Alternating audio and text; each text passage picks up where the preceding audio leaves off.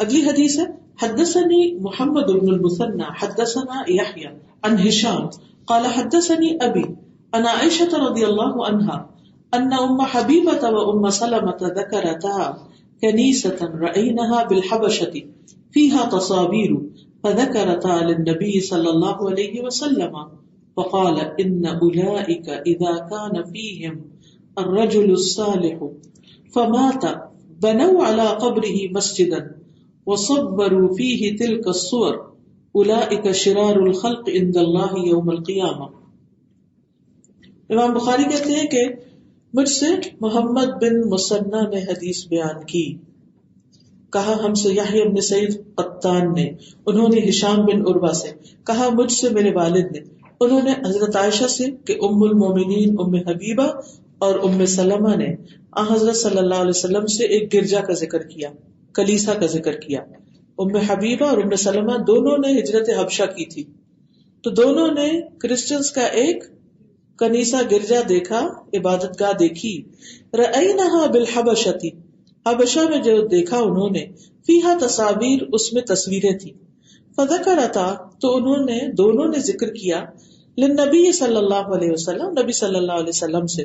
فقالا, تو آپ نے فرمایا, ان اولئک, بے شک یہ لوگ یعنی اہل کتاب, اذا کان فیہم الرجل الصالح, جب ان میں کوئی نیک شخص ہوتا, فماتا, پھر وہ مر جاتا, بنوا علی قبرہ مسجدا, تو وہ اس کی قبر پر ایک مسجد بنا دیتے. وصوروا فیہ تلک الصور, اور صورتیں بناتے اس میں, یعنی اس مسجد کے اندر تصویریں بناتے, تلک الصور, اس کی صورت, یعنی قبر پر مسجد بناتے اور مسجد میں اس شخص کی تصویریں لگاتے. اولئک شرار الخلق, یہ بدترین مخلوق ہے, عند اللہ, اللہ کے ہاں, یوم القیامہ, قیامت کے دن. ان کو بدترین کیوں کہا گیا؟ کہ جنہوں نے مسجدوں میں, عبادت گاہوں میں انسانوں کی تصویریں لگا دی, کیونکہ اس سے کس کو فروغ ملا؟ شرک کو, بت پرستی کو. مساجد کس کے لیے؟ ان المساجد للہ فلا تدعوا مع اللہ احدا. اس سے آپ یہ دیکھ رہے ہیں کہ عبادت گاہ میں تو تصویر لگانا ویسے ہی منع ہے.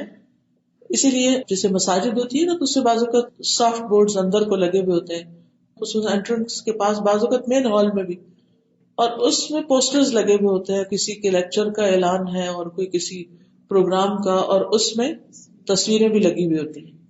تو کوئی کہتا ہے ہمارا ایڈورٹائزمنٹ لگا دیں, آپ لگا دیتے ہیں بڑے نیکی کے جذبے سے, لیکن یہ بھول جاتے ہیں کہ اس میں تصویر نظر آ رہی ہے, اور تصویر عبادت گاہ کے اندر نہیں ہونی چاہیے, کیونکہ اولئک شرار الخلق, کہ جو عبادت گاہوں میں تصویریں لگائیں.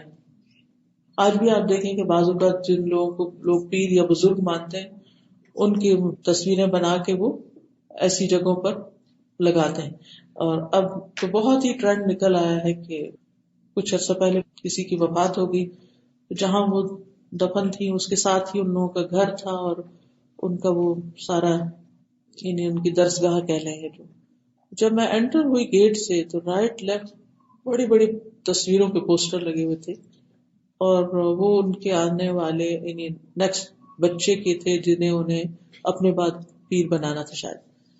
تو اب آپ دیکھیے کہ اتنا واضح حکم ہے کہ ایسی جگہ جہاں آپ کا قبرستان بھی ہے اور مسجد بھی ساتھ ہی ہے اور پھر درس بھی ہے اور سب کچھ ساتھ ہی, وہاں پر اتنی بڑی بڑی, اور یہ کہ ہیوج, انسان کا چہرہ تو اتنا سا ہے لیکن وہ اتنی بڑی بڑی تصویریں وہاں لگا کے لوگوں کو متوجہ کیا جاتا ہے, اور اس کو دعویٰ کا ایک طریقہ بنا لیا گیا. تو تصویر بنانا جو ہے یہ ہمارے دین میں پسندیدہ نہیں, خصوصاً ہاتھ سے ڈرا کرنا یا پینٹ کرنا یا مجسمہ سازی, اس سے منع کیا گیا. سعید بن ابو حسن کہتے ہیں میں ابن عباس کے پاس تھا, ان کے پاس ایک شخص آیا, کہا ہے ابو عباس میں ایک ایسا انسان ہوں کہ میرا ذریعہ معاش میرے ہاتھ کی صنعت ہے اور میں یہ تصویریں بناتا ہوں, اور یہ بخاری کی روایت ہے. تو ابن عباس نے کہا میں تجھ سے وہی چیز بیان کروں گا جو میں نے رسول اللہ صلی اللہ علیہ وسلم سے سنی ہے. میں نے آپ کو فرماتے ہوئے سنا کہ جس نے کسی چیز کی تصویر بنائی تو اللہ اس کو عذاب دیتا رہے گا یہاں تک کہ وہ اس میں جان نہ ڈال سکے گا, اور وہ کبھی بھی اس میں جان نہ ڈال سکے گا. یہ سن کر وہ شخص سخت پریشان ہوا, اس کے چہرے کا رنگ پیلا پڑ گیا. ابن عباس نے اس سے کہا افسوس تم پر، اگر تمہارا اس کے بغیر گزارا نہیں ہوتا تو درختوں اور ہر وہ چیز جس میں روح نہ ہو اس کی تصویر بنا لیا کرو۔ رسول اللہ صلی اللہ علیہ وسلم نے فرمایا قیامت کے دن سب سے سخت ترین عذاب تصویریں بنانے والوں کو ہوگا۔ اور آپ صلی اللہ علیہ وسلم ایک دفعہ گھر میں تشریف لائے اور گھر میں پردہ لٹکا ہوا تھا جس پہ تصویریں تھی، تو آپ کے چہرے کا رنگ بدل گیا، آپ نے پردہ پکڑ کر پھاڑ دیا۔ حضرت عائشہ کہتی ہیں کہ نبی صلی اللہ علیہ وسلم نے پھر فرمایا قیامت کے دن ان لوگوں پر سب سے زیادہ عذاب ہوگا جو یہ صورتیں بناتے ہیں۔ تو بہرحال یہ خاص طور پر ہاتھ سے بنانا جو ہے، کیونکہ جو مصور ہوتا ہے وہ سمجھتا ہے کہ میں بھی تخلیق کر سکتا ہوں، حالانکہ وہ تخلیق نہیں کر سکتا کیونکہ وہ روح نہیں ڈال سکتا، روح ڈالنا صرف اللہ ہی کا کام ہے۔ تو اس اعتبار سے بھی تصویر بنا ہے، یعنی اس فن میں مہارت حاصل کرنا اور اس کو آگے بڑھانا درست نہیں۔ اور پھر اگر کیمرے وغیرہ سے بنائی ہے، ضرورتاً بنائی ہے، تو اس کا ڈسپلے جو ہے وہ بلا ضرورت نہیں کرنا چاہیے، الا یہ کہ کوئی ایسی تعلیمی ضرورت ہو یا کچھ، لیکن وہ بھی عبادت گاہ کے اندر نہ ہو۔ وہ حدیث بھی ہے نا کہ جس میں آتا ہے کہ اس گھر میں فرشتے داخل نہیں ہوتے جہاں تصویر ہو یا کتا وغیرہ ہو۔ تو ایسی چیزوں کے بغیر بھی ہمارا گزارا ہو سکتا ہے۔ ڈیکوریشن کے لیے اور بہت سی چیزیں ہو سکتی ہیں، ہم وہی چیز کیوں لگائیں جو ناپسندیدہ ہے؟ ہمیں نہیں معلوم کس وقت ہماری جان لینے فرشتے آ جائیں، تو کیا رحمت کے فرشتے پھر داخل ہوں گے اس گھر میں جہاں ایسی چیزیں سامنے نظر آ رہی ہیں؟ بعض لوگ پروفائل پکچرز اور موبائل کے اوپر پکچرز، اب وہ کیا ہوتا ہے کہ ادھر نماز ہو رہی ہے، ادھر سے کوئی کال آئی، جو موبائل کھولتے ہیں سامنے تصویر نظر آ رہی ہوتی ہے۔ اور عبادت گاہ کے اندر آپ پھر تصویر ڈسپلے کر رہے ہیں، چاہے آپ چند لمحوں کے لیے کر رہے ہیں، اور کئی دفعہ کرتے کرتے کرتے رہنے سے آپ دیکھیں کہ پھر نتیجہ کیا ہے۔ ان چیزوں کے بغیر بھی ہم رہ سکتے ہیں۔ اگر آپ کو کوئی بہت سی ضروری چیز یادگار کے طور پر سیو کرنی ہے تو کہیں اور کر لیں، اس کو ڈسپلے نہ کریں۔ ڈسپلے کرنا کیا، اس کو ایک امپورٹنس دینا ہے، اس کو اہمیت دینا۔ تو پروفائل سے بھی نکالیں اور موبائلز کی اسکرینز کے اوپر جب کھول رہے تصویر سامنے آ رہی تو کوئی کو پسندیدہ چیز، جس چیز کو ناپسند کیا گیا اگر کیمرے سے الاؤڈ بھی ہو یا موبائل سے الاؤڈ بھی ہو تو بھی ڈسپلے تو کسی صورت میں بھی الاؤڈ نہیں ہے، رائٹ؟ اگلی حدیث ہے حدثنا الحمیدی حدثنا سفیان حدثنا اسحاق بن سعید السعیدی عن ابیہ عن ام خالد بنت خالد قال قدمت من ارض الحبشة وانا جویریة فکسانی رسول اللہ صلی اللہ علیہ وسلم خمیصۃ لها آلام فجعل رسول اللہ صلی اللہ علیہ وسلم يمسح الآلام بيده ويقول سنہ سنہ قال الحمیدی یعنی حسن حسن۔ امام بخاری کہتے ہیں کہ ہم سے حمیدی نے بیان کیا، ان کے استاد ہیں، کہتے ہیں حدثنا سفیان، ہم سے سفیان بن عیینہ نے کہا، ہم سے اسحاق بن سعید سعیدی نے، انہوں نے اپنے والد سعید بن عامر بن سعید بن عاص سے، انہوں نے ام خالد بنت خالد سے، قالت ام خالد کہتی ہے قدمت من ارض الحبشہ، میں ارض حبشہ سے آئی واپس، وانا جویریۃ، میں چھوٹی سی بچی تھی، فکسانی رسول اللہ صلی اللہ علیہ وسلم خمیصۃ، تو نبی صلی اللہ علیہ وسلم نے مجھے ایک چادر پہنائی، لہا آلام، جس پہ بیل بوٹے تھے، یعنی چھوٹا سا اوپر کو چھوڑایا جس میں بیل بوٹے بنے ہوئے تھے۔ فجعل رسول اللہ صلی اللہ علیہ وسلم یمسح الآلام بیدہ، تو نبی صلی اللہ علیہ وسلم ان بیل بوٹوں کو اپنے ہاتھ سے چھو رہے تھے، ویقول، اور فرما رہے تھے سنہ سنہ، کہ خوبصورت ہے خوبصورت ہے، بہت اچھے بہت اچھے، یہ کتنے اچھے پھول بوٹے ہیں یہ۔ قال الحمیدی یعنی حسن حسن، حمیدی کہتے ہیں سنہ سنہ کا مطلب ہے اچھا اچھا، بہت اچھا، یعنی کہ بچوں سے پیار سے بات کرنا اور ان کو خوش کرنا اور ان کا دل لگانا اور ان سے محبت کرنا۔ نبی صلی اللہ علیہ وسلم ام سلمہ کی بیٹی زینب جو تھی وہ ان کے ساتھ ہی آئی تھی نکاح کے بعد، تو وہ گھر میں ہوتی تھی تو ان کو پیار سے بلاتے تھے، بار بار پکارتے تھے، زوینب زوینب، یعنی ان کا نام تصغیر سے لیتے۔ انس بن مالک کہتے ہیں نبی صلی اللہ علیہ وسلم ہم بچوں سے دل لگی کرتے تھے، یہاں تک کہ میرے چھوٹے بھائی سے کہتے ابو عمیر تمہاری نغیر کا کیا بنا، وہ چڑیا انہوں نے پالی ہوئی تھی جو مر گئی، تو ہمیشہ اس کا حال پوچھتے تھے، یعنی جب وہ زندہ تھی، اور بعد میں جب فوت ہوگی تو تب بھی۔ پھر بچوں کا دل بہلاتے تھے، اور ایک مرتبہ اسامہ کو چوٹ لگ گئی تو حضرت عائشہ کو کہا کہ تم صاف کر دو، وہ نہیں کر سکی تو خود ان کا منہ دھویا، اور پھر کہا اگر تم لڑکی ہوتے تو تمہیں زیور پہناتے، تمہیں اچھے تحفے دیتے۔ پھر بچوں کو زبان نکال کر بھی بعض اوقات خوش کرتے تھے آپ. رسول اللہ صلی اللہ علیہ وسلم حسن بن علی کے لیے اپنی زبان باہر نکالتے تھے. کہ کچھ بچوں کو ہوتا ہے نا کچھ خاص چیزوں کو دیکھ کے ایک دم بہت خوش ہو جاتے ہیں, اور وہ جب زبان کی سرخی دیکھتے تو خوش ہو جاتے. بچوں میں پانی پھینکنا, سردی میں تو نہیں لیکن رسول اللہ صلی اللہ علیہ وسلم نے محمود بن ربی کے منہ پر ان کے کنویں سے پانی کی کلی لے کر ان کے اوپر پھوار پھینکی جس وقت وہ بچے سے تھے, اور وہ کہتے ہیں مجھے ہمیشہ یاد ہے. تو یہ نبی صلی اللہ علیہ وسلم کا طریقہ تھا. جی Assalamu alaikum. I have a question with regards to pictures. I was recently approached with this question, and maybe all of us being students of Quran and in classrooms benefit from this. So with regards to soft words, for instance, one class was going to study Surah An-Naml, and they wanted to put ayah of Surah An-Naml and a picture of ants and some derived lessons from it as a reminder. So she approached me and she was like, okay, can I put the picture there and there will be ayat and all that. So what would be the guidance for that? Because many times in classrooms for us or for even elementary schools. اگر ایسا کچھ دکھانا ہو تو face سامنے نہ لائیں, back سے, side سے, جہاں سے آئیز وغیرہ نظر نہ آئیں, یعنی یہ پتا چلے کہ یہ آیت ہے. جی ہاں, لیکن خاص طور پر جو آنکھیں ہیں یا ایسے فیچرز ہیں وہ سامنے نہیں ہونے چاہیے. لیکن کوئی چیز مجسمہ نہ ہو, مجسمہ تو سرے سے حرام کسی بھی قسم کا. تصویر میں رخصت ہے, وہ خاص طور پر کیمرے وغیرہ سے, یا جو موونگ ہے مووی وغیرہ وہ اس حکم میں نہیں آتی کیونکہ وہ چلتی چلی جاتی. تو ایک چیز ہے تصویر ڈرا کرنا, دوسرا ہے مجسمہ بنانا, یعنی ہر سائے والی چیز جو ہے وہ تو حرام ہے.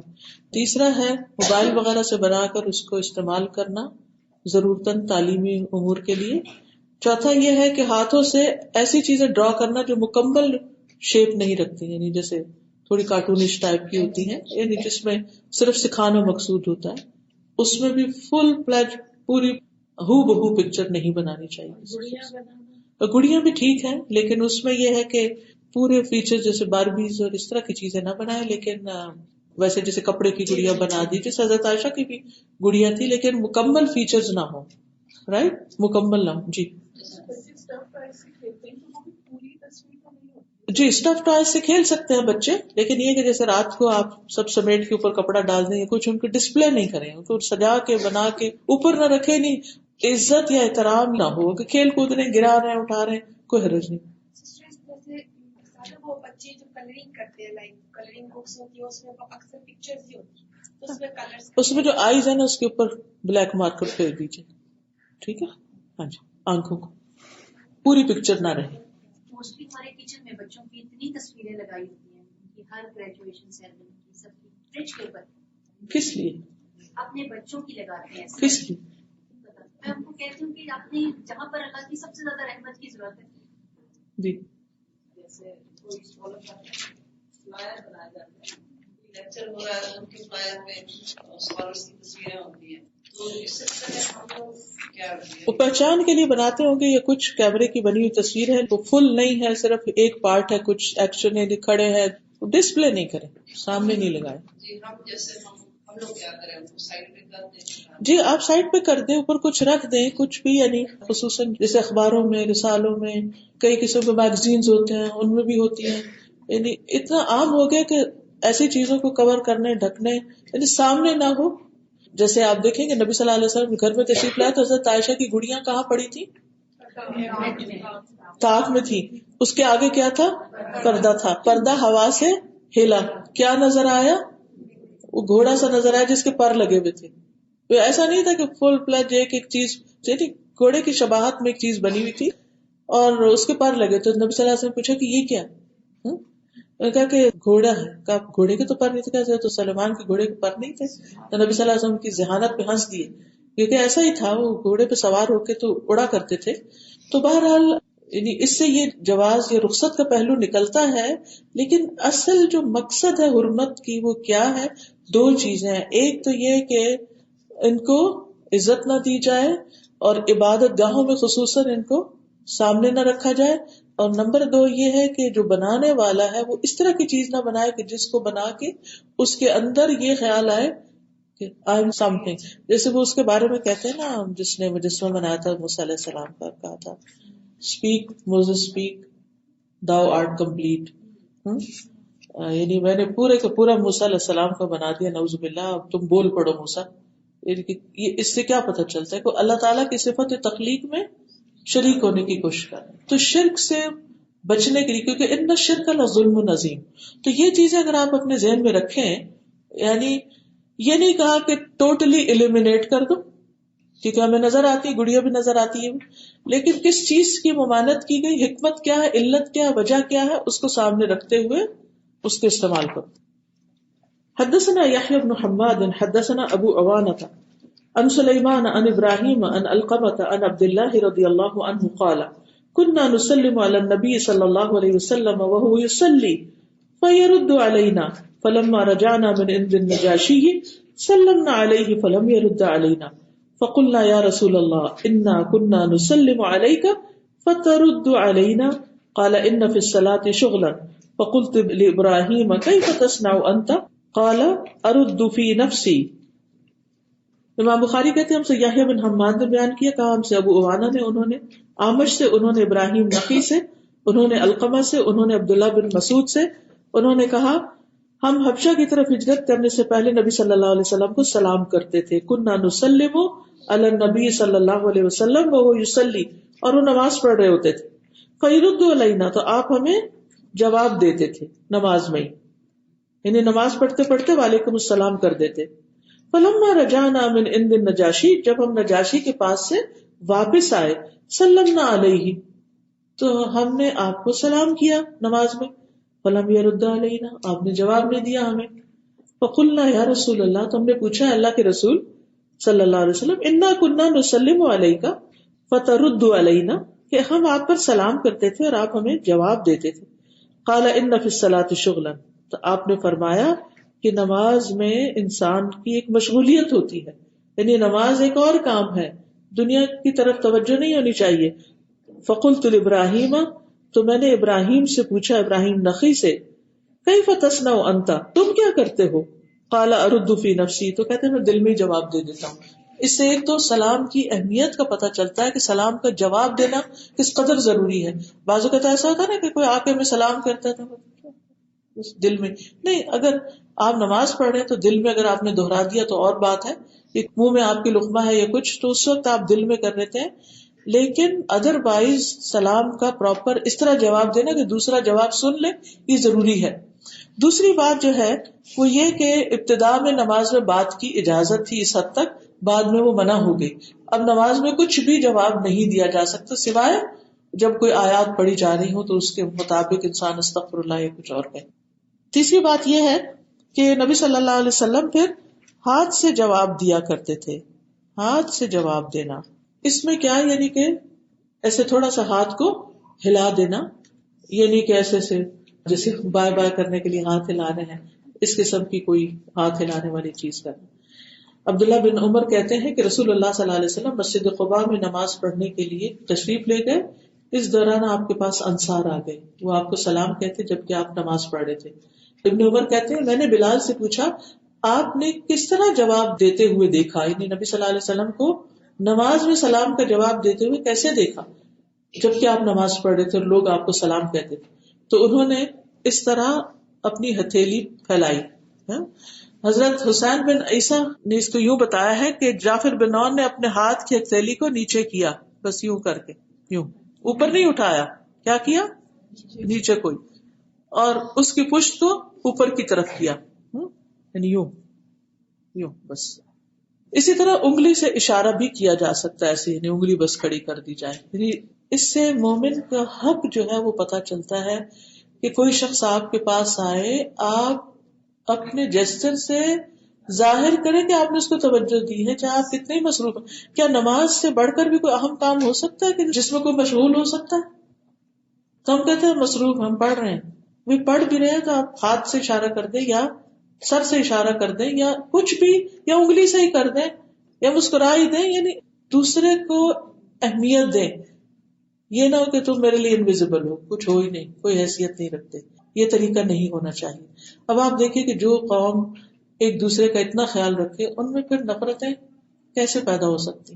ساری بدگمانیاں شیطان یہاں سے پیدا کرتا ہے جب انسان کو یہ احساس ہوتا ہے کہ دوسرا شخص مجھے امپورٹینس نہیں دیتا. چلیے آج کے لیے اتنا ہی کافی ہے انشاءاللہ. سبحانک اللہم و بحمدک اشہد ان لا الہ الا انت استغفرک و اتوب الیک. السلام علیکم و رحمۃ اللہ وبرکاتہ.